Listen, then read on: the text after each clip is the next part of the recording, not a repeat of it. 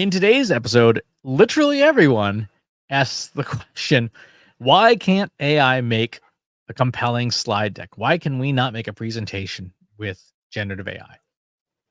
And the answer to this question is complicated.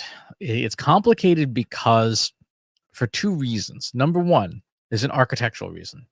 There's two major architectures of generative AI models right now. There's one called transformers and one called diffusers. Transformers is the architecture that powers many tools like ChatGPT, for example. And what they are token predictors. Given a series of input tokens like pieces of words, they can predict the next word in a sequence. Given a strain of DNA, they can predict what the next base pairs are going to be. Given a sequence of musical notes, it can predict what the next musical note is going to be based on all the data they've been trained on. That token prediction is linear, it's sequential, and it's based on the context of everything that's seen before. That's how a tool like ChatGPT does what it does. Diffusers, which is the other major architecture that powers tools like Midjourney or Stable Diffusion or DALL-E, are image generators that take a bunch of noise, take some words that have known associated images with them, and then start scraping away pixels until what's left behind is ideally aligned to kind of what the prompt was, a dog on a skateboard or something like that. These two models work very, very differently.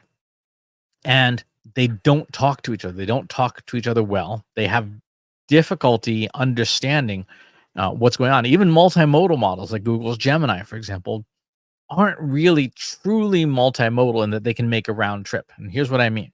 Go into ChatGPT and say, hey, make a picture of a Toyota Prius with 4 people sitting in the car.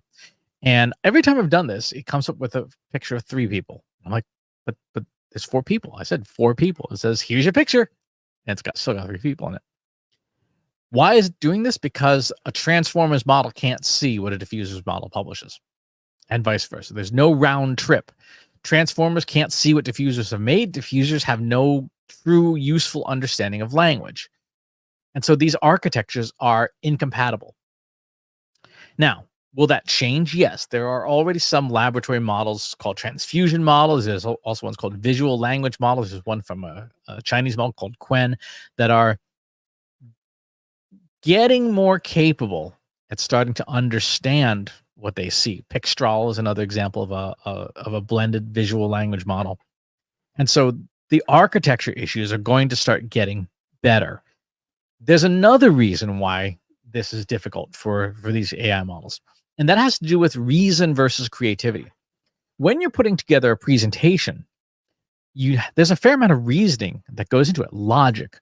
There's things like, okay, what is the way to tell the story? What are the beginning, middle, and end, the pathways we want to lead people down? If we want to communicate effectively, we have to tell a story.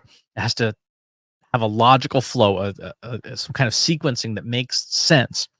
And then we also have to be creative, right? We have to have unique, creative takes on things to make our story and our slides and our presentation compelling.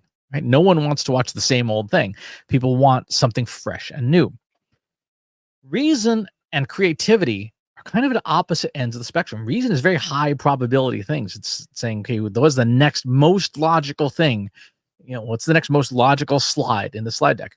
Creativity is like, what's the unexpected thing that we could throw in that would make this presentation surprising and compelling? I was in my series that I did with my friend Ruby King talking about music. You can make music that's highly logical and high probability. It's boring to listen to because there's nothing that's a surprise. You can make music that is highly creative, that has all sorts of key changes and tempo changes and things where you listen to it like, oh, that's different. That's not what I was expecting, within reason. And that reason versus creativity is part of the reason why generative AI can't really do both well at the same time. You have to almost do passes where there's a reasoning pass to go through first to establish the story, and then there's a creativity pass, perhaps from a different model, that can go through and improve the creativity. So there's architecture reasons, and then there's sort of conceptual reasons why generative AI has so much trouble with a task like building a compelling slide deck. Will that get better? Yes. Over time, it will get better as tools improve for true multimodality, as tools are trained and models are trained on the process of making slide decks. It will improve over time. But right now, it's still a very hard thing for these tools to do. So it's a good question. It's an important question because it highlights how these tools are in many ways not like us, not like the way we think. And the sooner we understand that, the deeper we understand that, the better results we're going to get. Thanks for the question. We'll talk to you in the next one. If you enjoyed this video, please hit the like button. Subscribe to my channel if you haven't already. And if you want to know when new videos are available, hit the bell button to be notified as soon as new content is live.